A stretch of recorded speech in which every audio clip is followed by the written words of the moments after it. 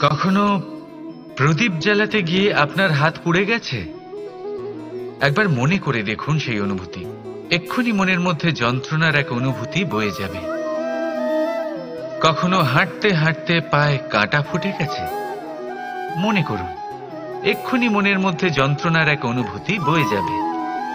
এরকম কেন হয়ে থাকে? কষ্ট তো শুধু তখন হয়েছিল, কিন্তু যদি আজ মনে করেন তাহলে সেই যন্ত্রণা আপনার মনে মাথায় থেকেই যায়। এরকম কেন হয়ে থাকে যে জীবনে যখনই আমরা যন্ত্রণার অনুভব করি, তারপর আমরা সেই যন্ত্রণা নিজের সাথে বহন করে নিয়ে চলি? কারণ হলো একটাই, চিন্তা। কোনো যন্ত্রণাই এতটা কষ্ট আমাদের দেয় না যতটা কষ্ট এই চিন্তা দেয়। তাহলে এই চিন্তা ত্যাগ করুন আর ভাবুন যে কিভাবে নিজেকে সব সময় আনন্দে রাখা যায়। আর অতীতকাল এবং ভবিষ্যতের চিন্তা ছেড়ে দিন, এই বিষয়ে ভাবাই ছেড়ে দিন। শুধুমাত্র এটা ভেবে নিন যে আজ আমায় নিজেকে আনন্দে রাখতে হবে, যে করেই হোক। এটা করা শুরু করে দিন। তারপর আপনি দেখবেন আপনার কাল, পরশু, পরের সপ্তাহ, সমস্ত মাস, সমস্ত বছর, পরের বছর, সম্পূর্ণ জীবন আপনি শুধুমাত্র প্রসন্নতাই পাবেন। এবার আসুন এই প্রসন্নতার সাথেই বলুন, রাধা রাধা। শুধু তিনটি জিনিসের পেছনে ছোটে। ছায়া অর্থাৎ সঙ্গী, সম্মান। কায়া অর্থাৎ সুন্দর বলিষ্ঠ শরীর।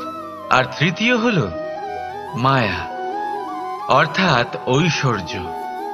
এবার অবাক করার মতো বিষয় হল, সময় এলে পরে এই তিনটি বস্তুই সবার আগে আপনাকে ত্যাগ করে।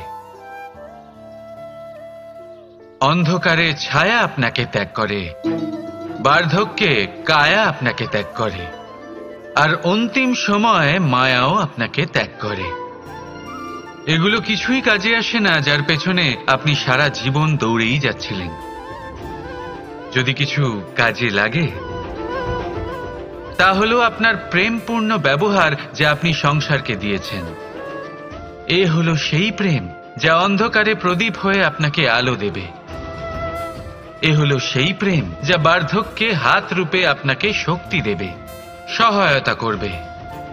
আর যখন আপনার কাছে অর্থ থাকবে না, তখন এই প্রেমই আপনাকে সামর্থ্য যোগাবে। জীবনে যদি কিছু উপার্জন করতে চান, তাহলে শুধু প্রেম উপার্জন করুন। যদি আপনিও আমার মতো দূরের কথা ভাবতে চান, তাহলে শুধুমাত্র প্রেম উপার্জন করুন। আর এখন এই প্রেম ভাব নিয়েই বলুন, রাধা রাধা। সংসারে নিয়তি অনেক কিছু নির্ধারণ করে, যেমন প্রত্যেকটি জিনিসের সীমারেখা।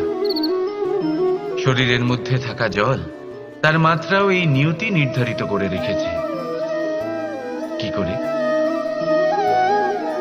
দেখুন, যদি সঠিক সময়ে আপনি পরিশ্রম করে নিজের ঘাম না ঝরান, তাহলে কিছু সময় পরে আপনার চোখের জল অবশ্যই ঝরবে।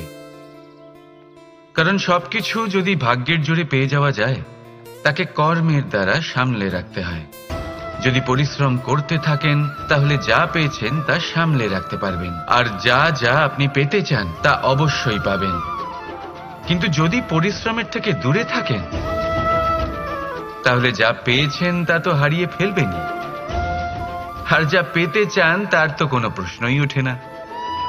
আর বয়ে যাবে শুধুমাত্র অশ্রু। এবার সিদ্ধান্ত আপনার। কি ঝরাতে চাইবেন আপনি? ঘাম নাকি অশ্রু? রাধা রাধা।